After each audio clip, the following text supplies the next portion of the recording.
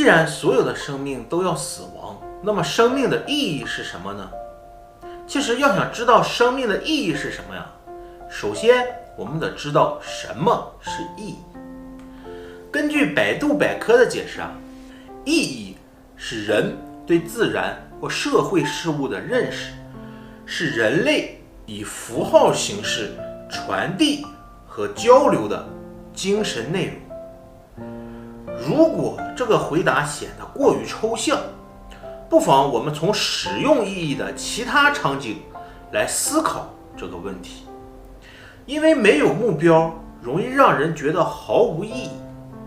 比如，你每天跑步有什么意义？我们可以回答，那是因为锻炼身体啊，有益于健康。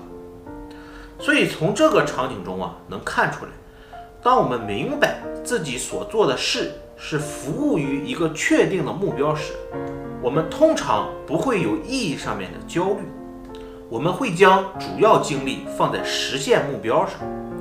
就像这个问题一样，跑步不是目的，健康才是。所以说，目标为我们提供了面向未来的方向感，让我们明白自己的行为是为了什么，提供了意义感。如果没有目标，人很容易茫然无措，不了解自己该做什么。这时如果思考意义，很容易陷入困顿。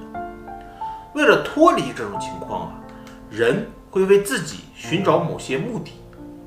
比如，一个人刚开始赚钱是为了温饱，后来呢，他有钱了，不愁吃不愁穿了，还在继续努力的赚钱，是为了过上更加富足奢华的生活。然后呢，他很幸运的成为了大富翁。这个时候呢，他仍然在继续赚钱，但他对赚钱的目的不再清楚了，会觉得赚钱像是没有意义的，而无意义感会令人痛苦。可是他又习惯了赚钱，于是为了这个行为寻找目的，比如是为了留给子孙，或者是投身于公益事业，或者是为了社会造福。还有一种情况呢，是没完成目标也会让人觉得无意义。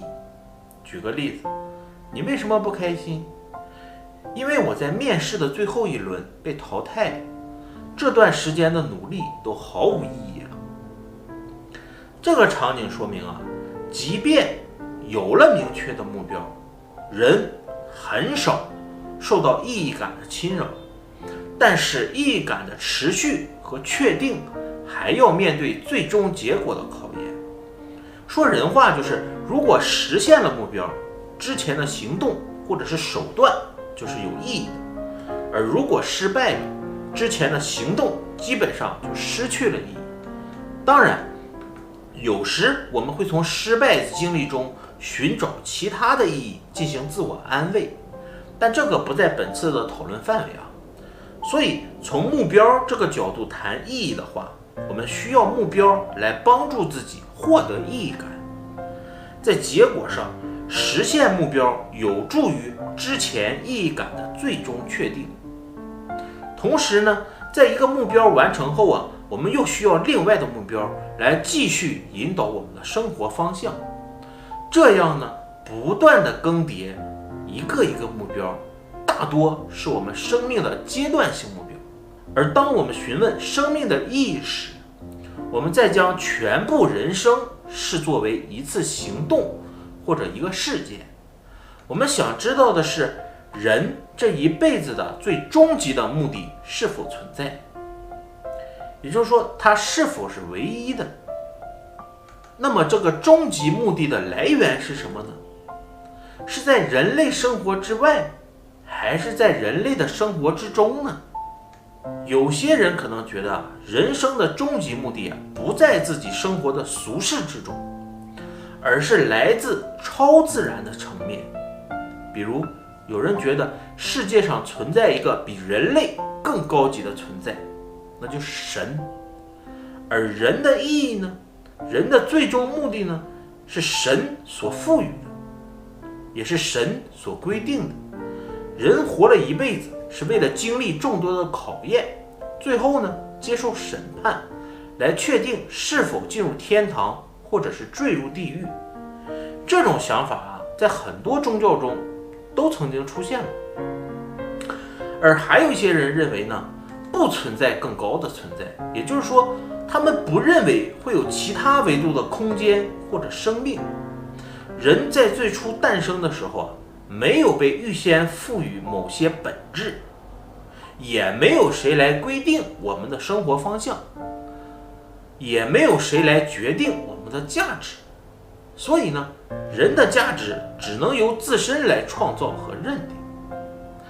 他选择过一种什么样子的生活，这种生活本身对他来说就是有意义的。即便个人可以决定自己人生的意义，但是单靠个体的力量来创造价值是困难的。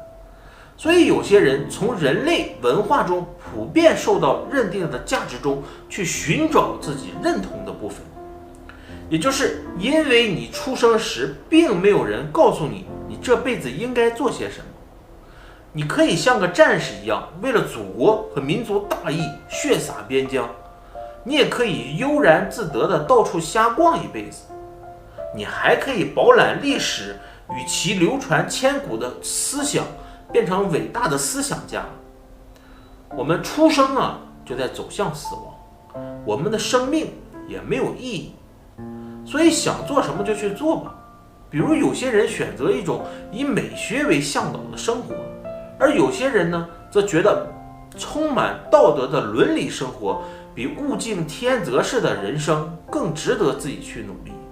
人类活着的目标大部分是满足自己的感官，我们发展出了美术，满足自己的视觉；音乐呢，满足自己的听觉；美食呢，满足自己的味觉。我们甚至会吃辣来刺激味觉和痛觉，尽管我们的身体本来不能承受这样的刺激，甚至连我们文明发展的最终目的，其实也是想打造按需分配的社会，让所有人都能被满足。在这里我们再说说题目前半句，既然所有的生命都要死亡，其实死亡带来的意义上的焦虑是巨大的。这是因为我们在实际生活中知道，人对目标的选择可能会改变，但一旦目标改变，之前的行为可能就失去了意义。所以呢，对死亡的看法直接影响了我们对终极意义的态度。那些相信死后依然存在另一个世界或者另一种生活的人，如果他们的人生选择相信并服从于死亡之后的世界，他们很少担心生命的意义会因死亡而消失或者改变。然而那些相信死亡之后没有任何存在的人，也较少地担心死亡对当前人生意义的影响，因为他们觉得生命的意义只有在活着的时候才能被考虑，而死后则被送到火葬场，全部烧成灰，你一堆我一堆，谁也不认识谁，全都得送到农村去做化肥，先烧你先烧我，反正都是人类的骨头灰，对吧？而那些对死后态度不明确的人最担心死亡对生命意义的影响，因为他们不知道自己认定的意义是否会被死亡之后可能存在的世界进一步决定。另外需要补充说明的是，这种基于目的决定意义的思维遍布了我们的生活，但只用这种思维来思考生命，可能会限制了我们的生命。因为当人的行动以目标为导向时，我们容易将目标的完成视为最重要的事情，而忽略了过程本身。在目的决定意义这个生活结构之外，还有另一种生活的方式，就是体验才是意义。比如有人问起树木的存在有什么意义，可能有人会回答，树木的存在是为了供人使用啊。可是你仔细想一想就知道了，这个回答过于以人类为中心，也根本没有回答这个问题本身。既然所有的树木都会枯死，那么树木存在的意义是什么呢？既然所有的星星都会熄灭，那星星存在的意义是什么呢？当我们如此发问的时候啊，我们就更容易看出目的决定意义这一结构的局限性了。有时候事物的意义啊是不需要追问的，或者说事物的存在本身就是它意义的一部分。所以当我们不断追求生命的终极目标时啊，我们也不要忘记我们的存在本身也需要我们不断的体验。人体再复杂呀，本质上也只是一堆质子、中子、电子组成的物质。人体本身跟石头是没有区别的，都是粒子组成的。石头的存在有意义吗？如果你认为石头的存在没有意义，那难道你觉得这些粒子换了个复杂点的排列方式就有意义了？岩石和人类唯一的区别就是人类通过进化变成了极其复杂的东西，而且具有了思维。所以假设全人类在某一时刻突然全部选择了自杀，世界上呢所有的人类都消失了，只留下宏伟的城市，还证明着人类曾经存在过，那又能怎么样呢？玛雅文明曾经一度辉煌，最终突然消失。亚特兰蒂斯一夜之间沉入海底，香巴拉王国至今也没有人找到入口。像这样的神秘文明还有很多，他们都神秘的出现，然后又神秘的消失。可是那又能怎么样呢？地球还在自转，太阳还在发光发热，电子照样围绕着原子核在转着，几乎没有什么改变。如果人类集体自杀，唯一的变化就是这76亿坨肉没有了思维，变得和石头差不多了。有人会说，那大象呢？鲸鱼呢？狮子呢？要知道啊，大象、鲸鱼、狮子这些个代表动物的名词啊，都是人起的。人类给这些动物命名之前和命名之后，它有什么变化吗？没有，对吧？所以广义上来说啊，从唯物的角度看，你目前知道的一切都是没有啥特殊意义的。那么既然如此啊，干嘛非要去追求本不存在的意义呢？若从祖先的智慧中寻找答案，我们短暂的一生广厦千万间，夜眠仅需6尺，家财万贯呢，日食不过3餐。而我们终日所奔波忙碌的，不过是为了我们日益膨胀的欲望。欲望啊，就像人口渴了需要喝水。以前呢，人们到河里面打水，回来烧开了就可以喝了。后来呢，人们花钱打一口井，在自家院子里就可以喝了。再后来啊，有了自来水。然后呢，人们开始花钱买水了。紧接着又有了净水器。最后呢，人们感觉净水器也不太好，又开始花钱雇人做大自然的搬运工，开始喝桶装水。桶装水呢，又感觉没有档次了，开始喝瓶装水。还有人觉得瓶装水也不够过瘾，要喝法国的瓶装水。所以啊，欲望是没有尽头的，欲望的满足仅会在那一刻感到幸福而已。只有降低欲望，才能提升幸福感。就像抽烟一样，人们会认为抽烟会放松神经，其实不是这样的。抽烟时的快乐是因为在之前没有烟抽而感到焦虑，当烟来了，这种焦虑被缓解了，所以才会感觉放松。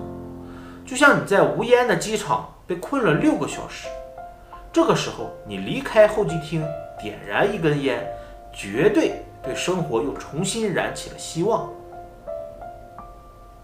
但这种快乐不是纯粹的，怎么说呢？就像一个正在受刑的人，他每时每刻都在被皮鞭抽打着，当他的手偶尔休息不再打你时，你会感觉到很放松。但这种放松，你不能把它跟快乐相提并论。就像关在监狱里面的人，偶尔的一次放风呢，看看天空都会感觉很放松。但这种放松，没去过监狱的人就无法去体会。但其实也没有必要去体会，对吧？再回到之前水的例子，你认为依云才是水，没问题，你有钱，你可以享受生活。我没钱，我喝井里的水也没有问题，对吧？毕竟中华上下5000年，自来水、瓶装水都是现代的产物，不过才喝了100多年。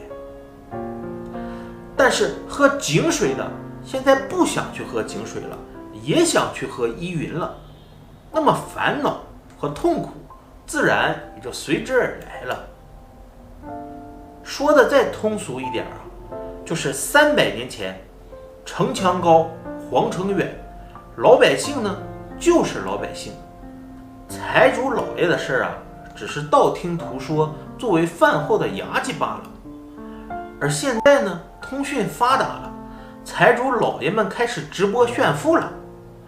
这就相当于以前只看过《红楼梦》，一张插图都能研究3天的人们，突然给了他500个 G 的东京热。这个关键信息的改变，等于把人们内心中镇压欲望这个洪水猛兽的封印给撕掉了一样。尤其是你又听说隔壁村的吴老二现在居然也一夜暴富了，他也加入了财主老爷们的行列了。这时候你的内心怎么可能毫无波动？于是你拼命努力的往上爬呀，自己爬不上去了，让孩子爬，就这样一代一代无穷尽。有人说我们现在村里都喝自来水了，现在已经没有人在喝井水了。对呀，当所有的人都从老百姓变成了财主老爷了，那么这个时候的财主老爷和当初的那个老百姓又有什么区别呢？本质上没什么区别，但实质上，本来免费的井水变成了需要花钱的自来水了。以前干完农活等着吃晚饭就行了，吃饭的时候呢，还能讲讲听来的传说中的老爷家的事情。现在呢，干完活还得加班，吃饭的时候呢，一边妒忌着吴老二，一边呢羡慕着财主老爷，一边还要自责自己不够努力，一边呢还要鞭策下一代赶快去超越。所以看似忙碌的思绪其实都是徒增烦恼。所以到底是财主老爷的直播炫富动了我的初心，还是隔壁村的吴老二刺激了我的初心，还是我从喝井水到喝自来水这个全体人们的一起晋升而改变了初心呢？其实不是别人的错，是自己的心改变了。以前毕竟城墙高，皇城远，我只能看到自己家的事情，所以呢，心不乱动。现在不一样了，通讯发达了，看到的、听到的太多了。这些财主老爷们的生活一直像毒品一样迷幻诱惑着我们，让我们无时无刻都想要去接近那种生活。有些人呢，在这追逐的路上成功了，但是大部分人都在这追逐的路上丢掉了幸福感，丢掉了原本的善良。有些人呢，甚至丢掉了尊严。这就像买彩票一样，我们只看到某某某中了500万，却很少有人注意到大部分人都没有中奖。更可悲的是，这些大部分人明明知道不会中奖，而依然想要去尝试。其实我们并不认为地主老爷的美好生活是他们的生活，而是认为这种生活是我们通过努力可以达到的。当我们达到之后才发现老爷的上面还有老爷，地主的上面还有地主，所以这种追求是无穷尽的。我们应该想办法把心收回来，把眼神从隔壁吴老二和财主老爷们的身上抽回来，多看看自己，而不是去看其他的人。因为这种追逐和攀比是没有尽头的。当我们把内心镇压欲望这个洪水猛兽的封印重新给封上的时候，降低欲望的膨胀，自然呢就会感到幸福了。所以真正的幸福啊，其实与财富无关。谢谢大家，我是优步。